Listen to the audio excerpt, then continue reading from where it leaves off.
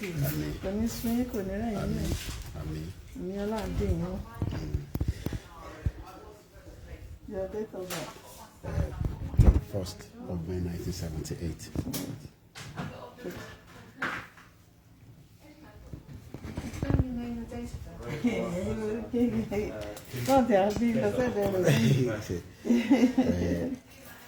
Ẹ̀yin ará lé follow up ni mo ń ṣe nísìn gbogbo yín lọ sọ́dọ̀ GP ní the last time ẹ wá wo bó ṣe ń lọ nísìn bàbá ń sọ fún yín nílé ẹ fẹ́ gbọ́. Ẹ ṣàlàyé fún wọn páwa náà wà ń bí o. Wọ́n ń gbọ́ yín wọn kò ní àríṣẹ́ ojú àwọn màmá wa ní èmi nìkan ló máa rí.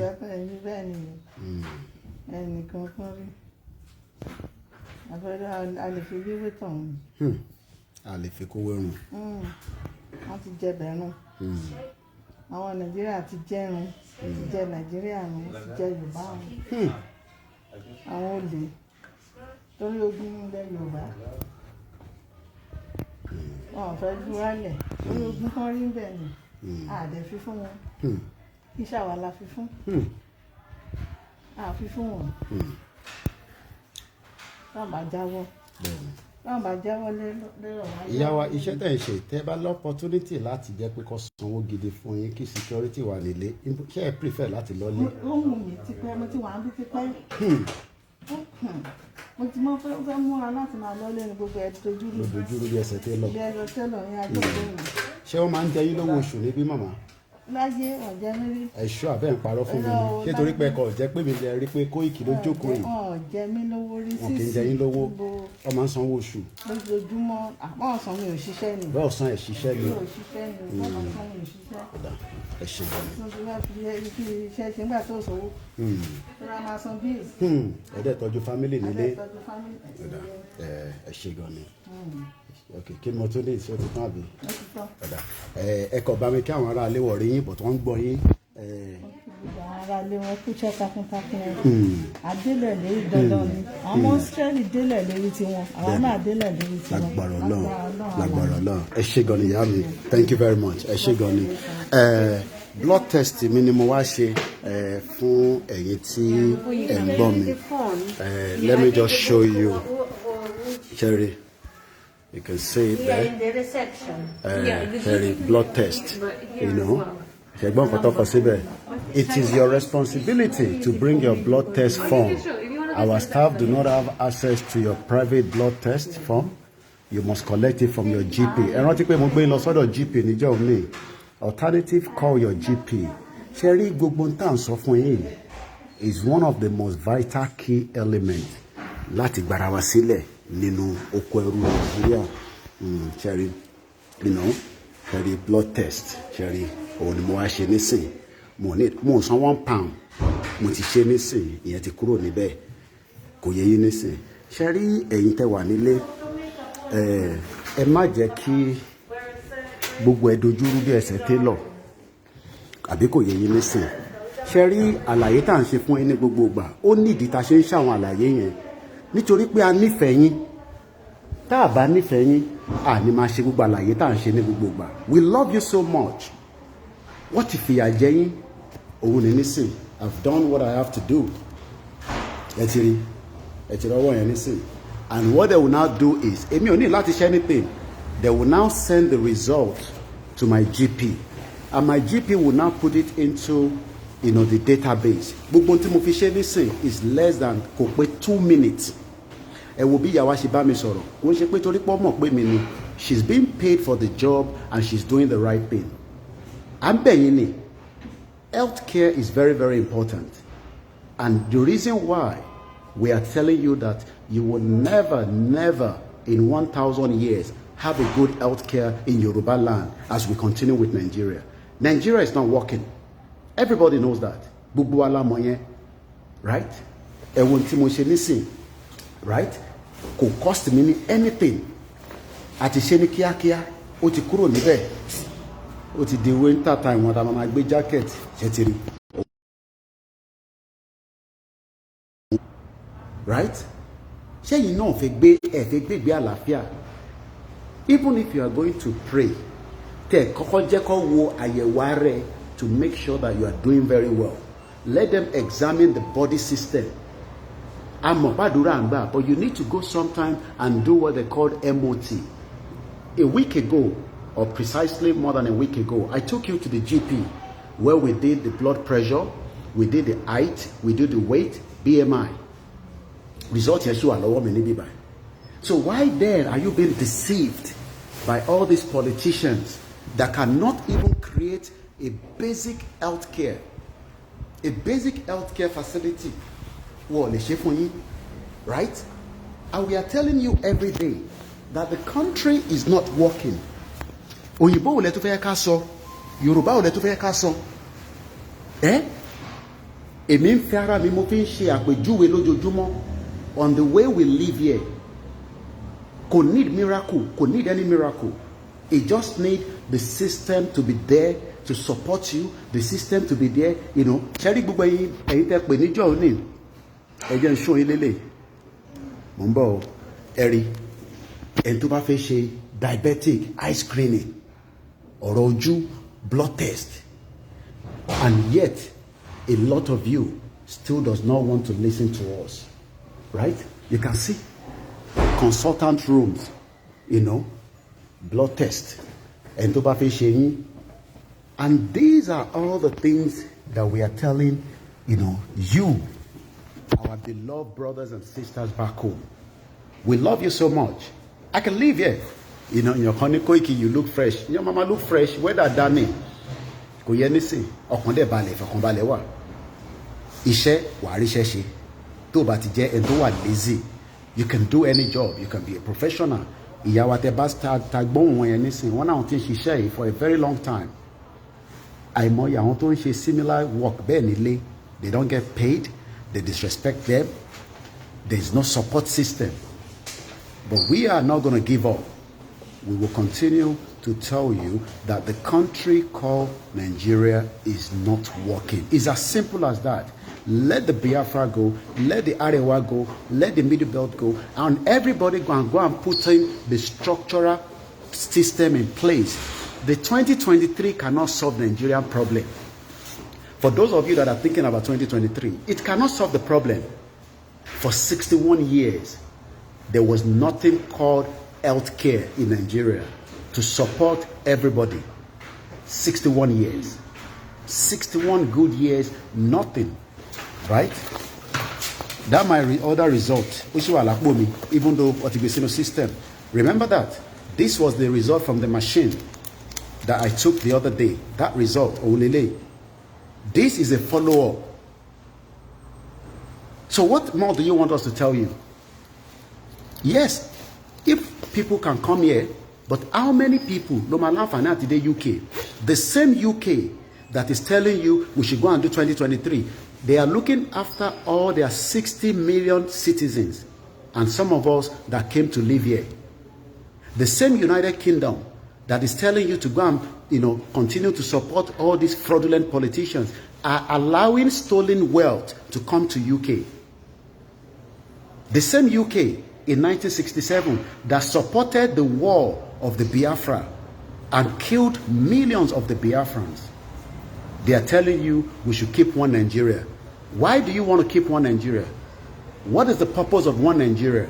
A country where Itunu, look at what I have got now. African countries are all the same. Itunu was in Côte d'Ivoire, alleged for a crime she did not commit. She has died. She's a true Nigerian. Even though Nigeria was never supporting her. Otilonisi, I come and say, RIP, RIP. If Itunu was able to get the same medical system like me, she would not have died. Everybody has something they are taking care of. But you can live a longer life if you have the medical system to support it. The reason why millions of Nigerians are dying on a daily basis is because the medical system is not there. The healthcare system is not there.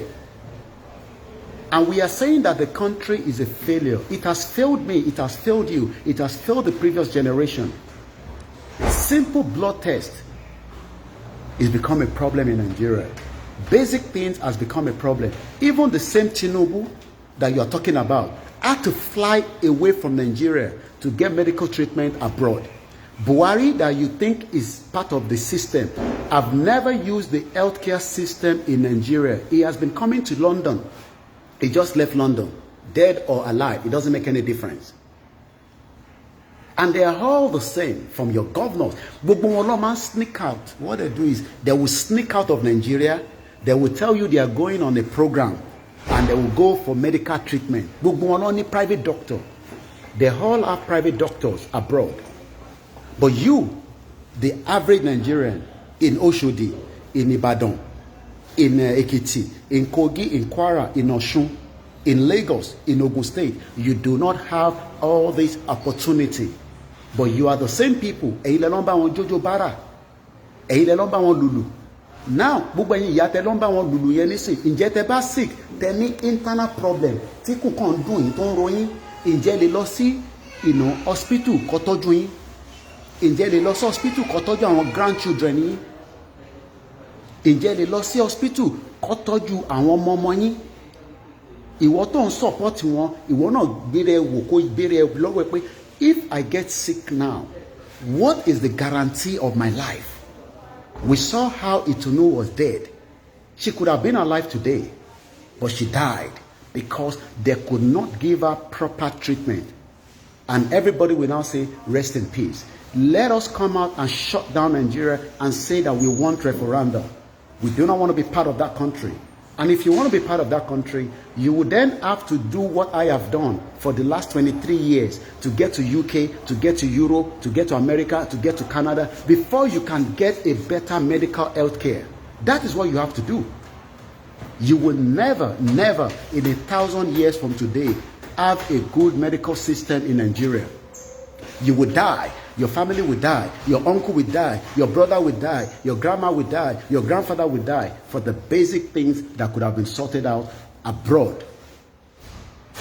Even those that are sending money home to their loved ones, they have still not been given a best health care. What more do you want us to do? We've told you everything. We've shown you everything that you need to know. I've shown you the practical. Blood test with using myself as a case study. I don't have to use somebody else, but I can use myself to tell you it's very simple. My blood has been taken. I've donated blood as well before. You all watched the video. Why then do you want to keep one Nigeria? The country is not working. It doesn't matter what your auntie, your uncle, your sister, your in-laws are telling you abroad. Nigeria will never, never, never work. Ask yourself, how many function public hospital is operating in Nigeria? How many public hospital is working with the full capacity in Nigeria today? It is not working. If it was working, Tinubu should stay in Nigeria and seek medical assistance. Tinubu should not run away to America and come here to UK and seek medical support. He has the money. Kilodetiko build the standard healthcare for himself. Buhari took his son to Germany after he had a motorbike accident. Do you know how many Yoruba people and Igbo people and many Nigerians that are dying because they do not have the same opportunity? So why do you call 2023? Why do you want to campaign for them? Why do you want to tell yourself lies, knowing that you are deceiving yourself? You will be the next victim. Look, if I stay here for another 30 years, as long as I'm within the law, I will enjoy myself. I will be able to live perfectly until the Creator says it is time for us to go back. But we want to make sure that we can save the life. Itunu should have been alive today if that shit old Ivory Coast have given her a proper health care. If the Nigerian government has intervened before now, they left her to die. For 5 months, Abike Dabiri, go and say it that I, Koiki, say Abike Dabiri children are here in UK with Amosu because they married each other. They are living here in London or probably maybe outside London. I'm talking about Abike Erewa Dabiri.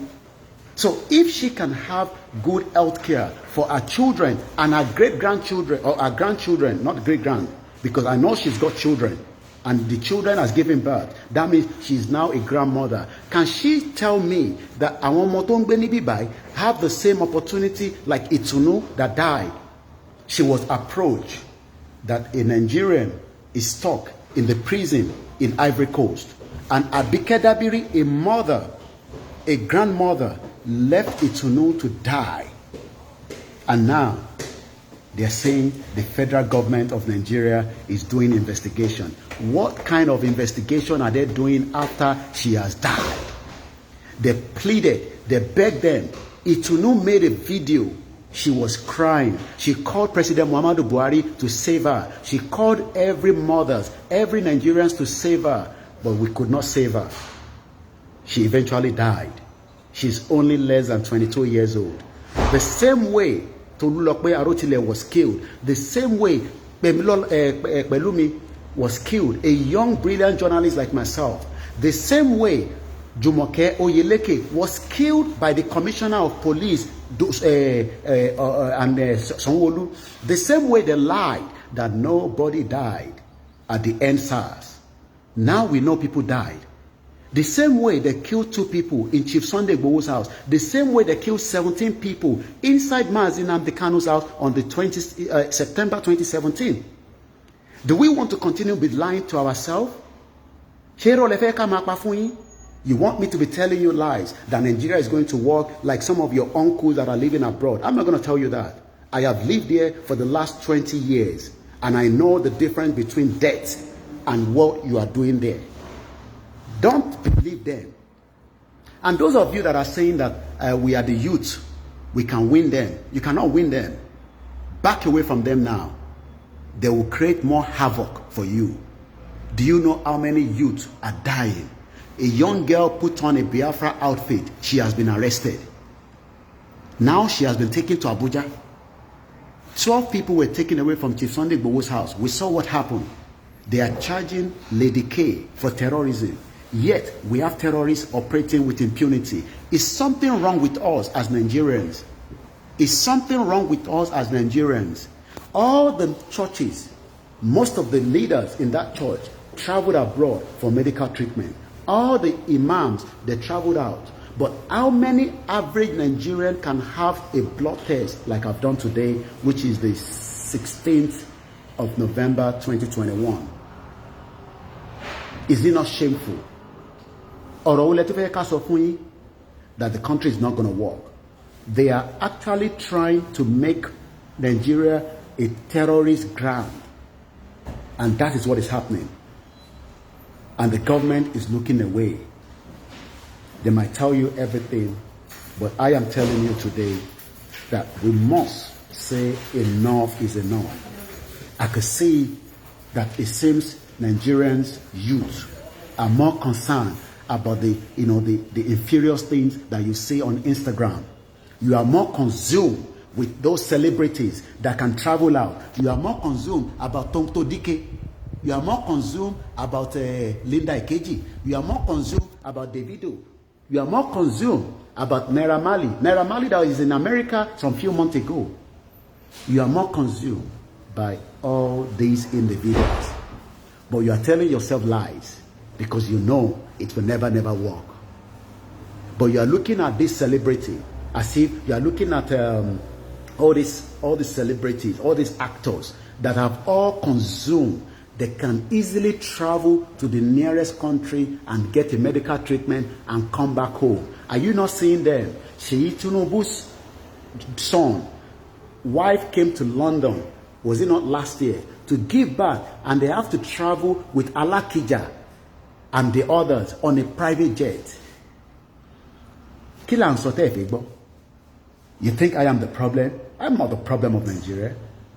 I am just trying to wake you up, to tell you that the problem is there and it's never going to go away.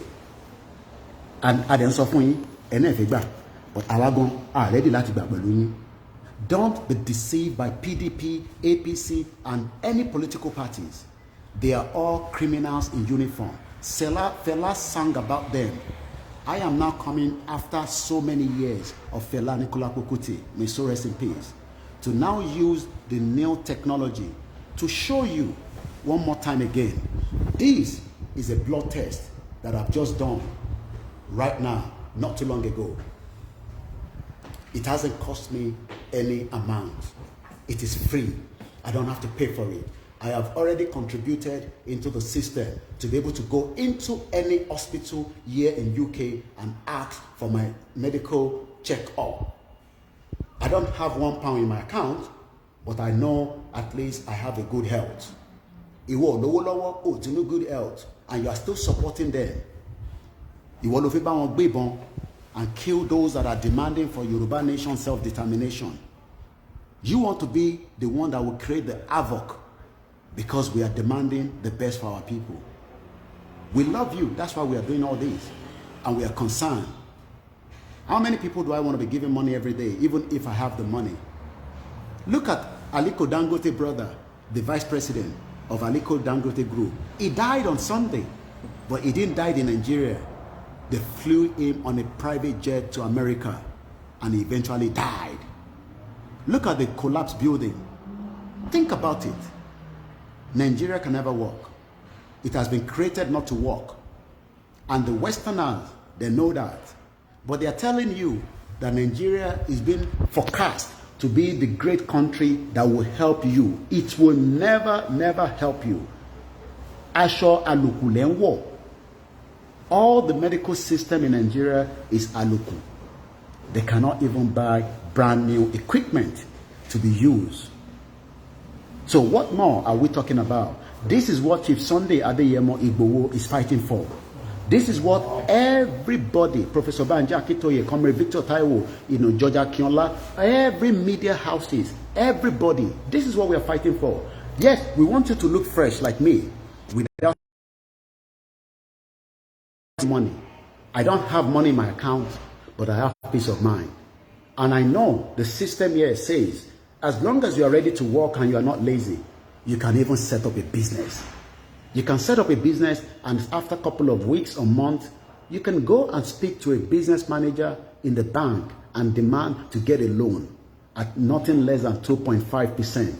If you want to get a loan in Nigeria, it's about 17.5. They might tell you agriculture is going to work, but you can't go to the farm anymore. The farm has now been enraged by the Fulani terrorists. You might not hear this from channels and TVC. You might not hear this from journalists hangout. Even my good friend, Politics Today, Shewan Kimbaloye, he will never tell you this. But they all know that the contraction called Nigeria is time for it to say goodbye. Don't try to save Nigeria. You will just be wasting your time. Let the Biafra go. Release Mazi Nnamdi Kanu. Release every freedom fighter. You must release Omoyele Sowore. He's not a criminal. Release Chief Sunday Igboho and release everybody, and let us all go and find our ways and decide how the basic blood test can be done. The basic blood test. I will continue to use myself as a case study to tell you that Nigeria is a crap and it can never work.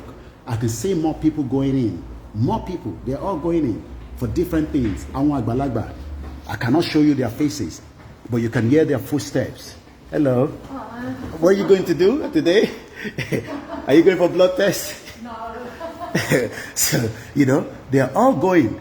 You can hear their voices. They are very happy because they know that the nurses here are going to take care of them. Atagbalagba, atagbo, àwọn àgbàlagbà tọ̀dọ̀ tiwa ẹ ti pè wọ́n lájẹ́. You can see them, the elderlies, you can see them. Tó bá jọ́dọ̀ tiwa nísìnyí gbogbo wọn ẹ ti sọdà jẹ́. Gbogbo àwọn ìyá wa tó wà nínú village, nínú rural area, ẹ ti sọ wọ́n dà jẹ́. But àwọn àjẹ́ gangan, they are the politicians, and we are not going to back up. How are you doing? Don't worry about what I'm doing. I'm doing my vlog. So, like I said, it is entirely up to you. I am not the problem of Nigeria. I am trying to tell you the problem of Nigeria are your politicians that cannot give you the good health care. I will continue to get a good health care in UK as long as I'm living here until we get to the final destination. Ask yourself, can you guarantee the good health care? Have a very good afternoon and bye for now. My name has not changed. It's Olayomi Koiki, and the platform remains the same. Koikimedia, we bring it closer to your doorsteps, and this is what we do. How you doing? Yeah, fine. Are you going for blood test as well? Yeah. Okay, I'm just speaking. They can't see you, but just under 1 minute, going for a blood test. Are you going to pay any money? Are you going to pay? No. Why are you not going to pay? Why you pay? Check back on this. Check back on this. Ọmọ Somalia ni. Ó ń bèbè pé ṣé mi náà sanwó. Ọ̀fẹ́ ni ìwòsàn. Ọ̀fẹ́ ni ìwòsàn. Ọ̀fẹ́ ni ìwòsàn. Ẹ̀yin tẹ́ wà nílé. Ẹ dìde. Ẹ dìde. Ẹ dìde. Ẹ má jẹ́ káwọn politician yìí pa gbogbo wa tán. Bá bá ń gbé ní ìlú òyìnbó, ọkàn wa náà balẹ̀. Tọkàn tí yóò bá ti balẹ̀. Ọkàn tí wọ́n balẹ̀. You think I don't have family at home? I have big family at home. Some of them agree with me. Some of them don't disagree. Some of them disagree. Those that disagree with me, I bet my life they don't have good health care like I do. Even if they have the money, you cannot have the final like I would do. Because if anything goes wrong here, I will be compensated. Are you going to be compensated on the other side? Those that died in Ikoyi building, I hope they will be compensated. Those that died at the Lekki toll gate, I hope they will be compensated. I hope everybody in that contraction will be compensated. When Mazin and Dekano was talking about it, some of us did not understand it. But now we understand it better that Nigeria is a... You finish it up. Let's take 2 or 3 calls as usual. We won't stay long until I'm not making too much noise. You know the number? Call the number. Let's hear from you. +4475 94050 979 is the number. You can call direct and you can call on the WhatsApp. So the line is now open. Let's hear from those of you that are already watching us. +4475 94050 979 is the number. Let me turn on my hotspot to connect this other phone. I'm coming. Am I being?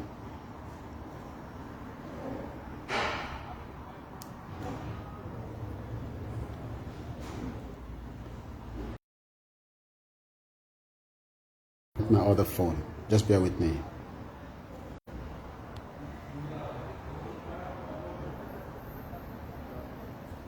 So let's get a few calls and let's hear from you, our listeners that are watching us from around the world.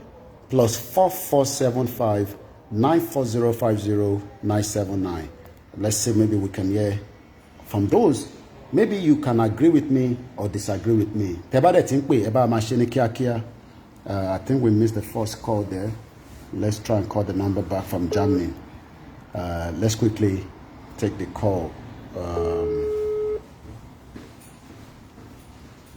Oh yeah, it's okay. Mute the background. Mute the background. Please. Mute the background. Mute the background. Hello, brother Koiki. Go ahead, ma. Ẹ wo Ọlọ́run máa jẹ́ kí àwọn ará Nàìjíríà kó gbọ́. Olúwa bá wa mí sí wọn nínú. Àbíkẹ́ ọ̀sẹ̀ ó dà pé nǹkan kan ti di etí wọn. Ó yẹ pé mo ready láti gbọ́ nǹkan kan tá à ń sọ ń tà. Yeah, the only thing nǹkan tó dẹ̀ ṣẹlẹ̀ ni pé àwa tá a wà níta àwa là ń tọ́jú àwọn tó wà nínú ilé. Tí àwọn ìjọba wa dẹ̀ ń kó owó tó yẹ kí wọ́n lò lé àwọn ń kó wọn wá jáde. Irú ọpọlọ wo ló wà lọ́pọlọ wọn? Owó tó yẹ fún gbogbo ènìyàn láti lò kán fi tọ́jú àwọn èèyàn lé. Àwọn kan ṣoṣora wọn jọ, àwọn kékeré kan kóra wọn jọ. Wọ́n ń kó ìsádà kan kó sínú ilẹ̀. Ọ̀kan kó sínú tank. Àbí kan kó padà wá síta Europe láti wá kó sí bank. Owó tí ò wúlò fún wọn. Wọ́n wá sọ gbogbo àwọn ọmọ Yorùbá di fine bara on social media. Kò sẹ́ni tó lè sanwó ilé, wọn ò lè sanwó hospital, wọn ò lè sanwó school àwọn ọmọ, wọn ò lè jẹun fúnra rárá wọn. Kò sí nǹkan kan tí wọ́n lè ṣe àbí tí wọ́n depend on àwa tá a wà ń ta. Ṣé bá ṣe máa gbé lọ rèé?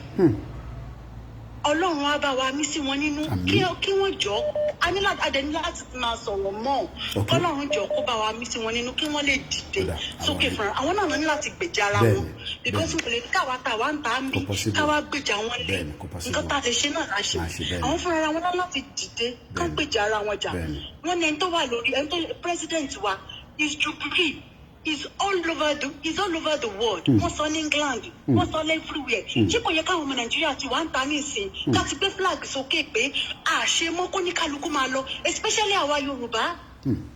Wọ́n mú lóye Sunday Igboho, wọ́n ti mọ́lé. Ṣé kò yẹ ká ti wá ń ta ká máa pariwo pé àwa mélòó náà fẹ́ pa? N ò lè pa gbogbo wa tán. N ò lè pa gbogbo wọn tán. Kò possible. Àgàgà àwọn ọmọ kéékèèké wa, àwọn youth wa, àwọn student wa, kí ni wọ́n ń ṣe? Ìwé wo ni wọ́n kà? Ìwé tán kà tán tí wọn ò ríṣẹ́ fi ṣe. Ìwé tán kà tán tó fi ń tọrọ bára. Ìwé tán kà tán fi ń wa kẹ̀kẹ́ márúwá. Omi ló ti gba Èkó mọ́ wa lọ́wọ́ yẹn. Kí la fẹ́ ṣe? Àwọn Fúlàní is everywhere. Ẹ ṣé gan-an. Mo fẹ́ béèrè nǹkan kankan ẹ jọ̀ọ́ ṣé a lè rí àwọn youth wa àwọn warriors wa kí wọ́n bá máa ṣọ́ àwọn bodè àwọn ọ̀nà tó wọ gbogbo Yorùbá land. Gbogbo àwọn tẹ̀ ń sọ yẹn wà it still needs a lot of strategic and planning. All this truck tí wọ́n kó wọlé yìí kọ́ máa jẹ́ kí truck kankan wọ Yorùbá land lájẹ́ pé wọ́n search very well. Gbogbo àwọn tó bá ti kó èèyàn kan dá wọn padà. Àfẹ́ ní bọ́ọ̀dì mọ́ ní Yorùbá.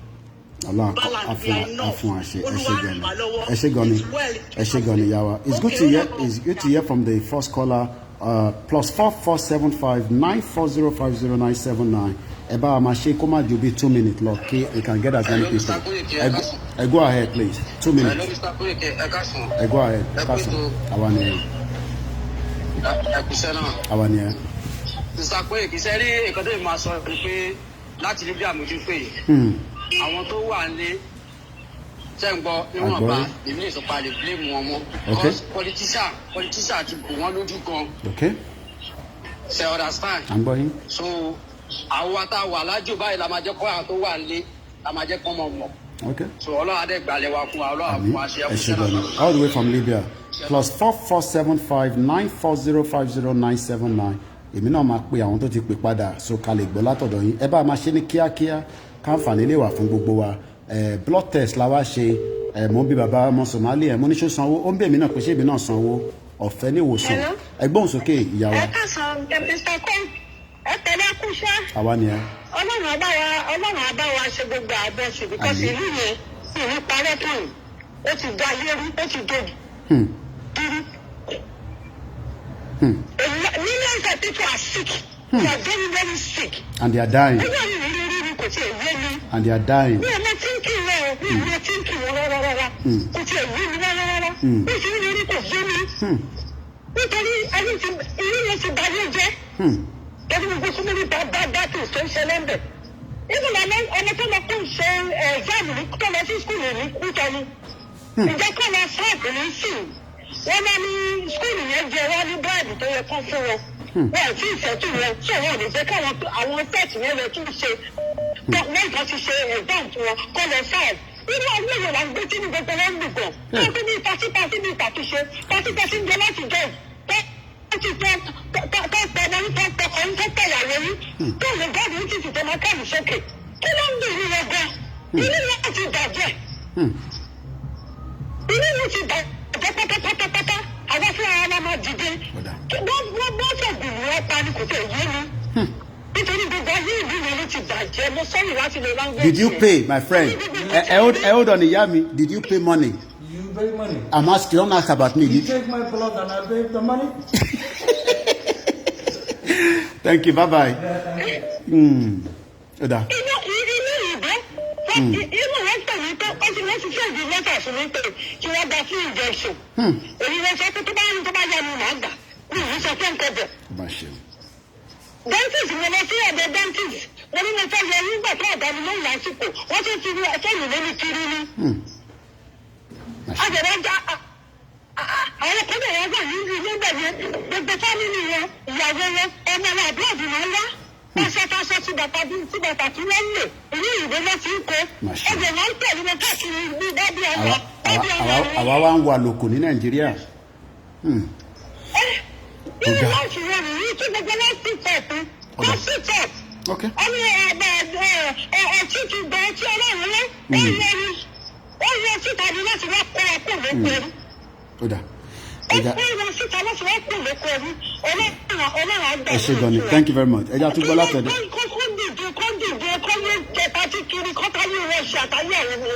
Oda. Ẹ ṣé gan ni. Ẹja tún gbọ́ láti ọ̀dọ̀ àwọn ẹlòmíì. Ẹ ṣé gan ni ẹ̀yin ìyá wa tẹ́ ti pè +447594050979. Àwọn tó ti pè náà mò ń tọ́ láti ẹ mute ti background ẹ ti wọlé. À ń gbọ́ yín. Hello, Mr. Koiki, ẹ káàsán. Ẹ káàsán. Ẹ kúṣẹ́ náà, Ọlọ́run àtúbọ̀ máa fún yín lókun àtagbára. Àmín. So èyí tẹ̀mí tiẹ̀ fẹ́ sọ mo tún fẹ́ dà bá ti sí school health lásán ti pé ọ̀fẹ́ ni school náà láti primary school àìkọ́jẹ́ láti primary school jẹ́ló sinmi ṣe bẹ́ẹ̀ ẹ lọ́mọ jẹ́ló sinmi kan láti jẹ́ló sinmi dé secondary school ọ̀fẹ́ ni nílùú yìí náà primary tó bá ti wọ primary 3 and 4 swimming ọ̀fẹ́ ni library tẹ́ bá lọ library ọ̀fẹ́ ni. To buy a bus from school from primary school to secondary school ọ̀fẹ́ ni. So kí la tún wá ń sọ adẹ sọ náà ẹlẹ́fẹ̀ẹ́ gbọ́ irọ́ lẹ́pa àwọn agbọ́njòkó sórí àwọn fún yìí ni ẹ máa gbọ́ etí yìí máa là tipátipá ni tipátipá ẹ máa gbọ́. Ẹ ṣé gan ni. +447594050979 fáǹfààní ẹ̀yin tí ẹ bá fẹ́ sáré bá wa dá sí ká tó máa wá gbé ètò ẹ̀ wálẹ̀ wọ́n ní Indian is now exporting àwọn spice wa lọ sí Yorùbá land. TRS, I know them very well, it's a big massive company here in UK. They are now exporting it to Yorùbá land. Ṣé life àfẹ́ máa gbé nìyẹn? And you're allowing all these called Nigerians here in UK, in Canada, to deceive you. Hello, caller. Ẹ bá mute background. Ẹ kú iṣẹ́. Ẹ káàárọ̀ Koiki. Ẹ káàsán láti bí ìbá ìyá wa. Ẹ kú iṣẹ́ o, Ọlọ́run máa ràn yín lọ́wọ́ o. Àmín. Ṣé rí àwọn èèyàn wa ń lé Ọlọ́run ọba ní kó gbàkóso. Kábíyèsí. Ọ̀rọ̀ wa pọ́blẹ́mù ta ní ó ká àwa tó wà ní abroad lára ju àwọn gan lọ. Okay. Torí pẹ̀lú tó ẹ bá ń sọ wọ́n ìyà ń jẹ wọ́n fẹ́ kúrò but wọn ò take any action. Ẹ wo rally tó ṣe fún Ìgbòho ní ìjọ Saturday wọ́n sọ fún àwọn kan àti àwọn ìyálọ́jà ó yẹ kán join wọn láti ṣe ìrora nìyẹn. Orílẹ̀-èdè kan ṣe yẹn wọ́n lọ sí pàtíkàkiri wọ́n dẹ̀ ń kàn pé ìyà ń jẹ wọ́n á dẹ̀ máa bèrè pé ìgbà wo ni Yorùbá nation fẹ́ bọ́ sí. Nígbà tẹ́yìn gbé òtí ẹ̀ take any action. Ẹ̀yin obìnrin ò ṣáà lè jáde káwọn ọlọ́pàá tó máa kó yín. Ṣùgbọ́n wá ní ẹnìwọ̀ Ọlọ́run kó gbàkóso. Ṣé rí nípa treatment ẹ̀ ń sọ ní ọ̀dọ̀ wa ní Canada bíbá ọ̀fẹ́ ní gbogbo nǹkan. Wọ́n tún máa fi fóònù léyìn kiri gan pé torí wọ́n ti ní rẹ́kọ̀dù gbogbo táì tó yẹ kẹ́ ṣe bóyá breast ní nǹkan kan. Wọ́n tún máa léyìn kiri pé o mà tí wà fún appointment yẹ we have to remind you of this of that. Gbogbo nǹkan ọ̀fẹ́ ni gbogbo wọ̀nyẹn náà ládẹ lọ́pọ̀lọpọ̀ wa máa ń ṣàlàyé fún wọn lé pé gbogbo irú system tó a fẹ́ introduce ní Yorùbá nation nìyẹn tí ìyà ò ní jẹ ẹnikẹ́ni ṣùgbọ́n Ọlọ́run ọba ṣàkóso wọn nú ṣá. No retreat, no then surrender. àwọn politicians wọ̀nyẹn ló túbọ̀ ló ń pollute mind wọn. Àwọn ni tí àwọn náà ò dẹ̀ rori pé owó táwọn yẹn make làwọn ń jà fún. Àwọn ló ń promise kì í ṣe pé kí nǹkan tu àwọn mẹ̀kúnnù lára kọ́ náà wà áfta. Ọlọ́run bá kó sí gbogbo àwọn olùdíje àwọn ọba gbogbo àwọn tó yóò fẹ́ kí kó bọ́ sí ní kíákíá. Yorùbá pipu lọ́rùn Ọlọ́run ayé wọn lọ́kàn padà sí rẹ̀. Ẹ ṣé àwọn gan ni. èèyàn wa náà Ọlọ́run adẹ́jẹ́ kan létí ìgbọ́. Àmín. Ẹ ṣé gan ni. Thank you very much. Mo kí ìyá wa ní Canada, mo kí gbogbo èyí tí ẹ ti láǹfààní àti dá sí ṣe rí àwa ò ní dákẹ́ láti máa sọ ó kù sí gbogbo àwa tí a ní ẹbí nílé ẹ ṣàlàyé fún wọn pé Nigeria is a crime scene.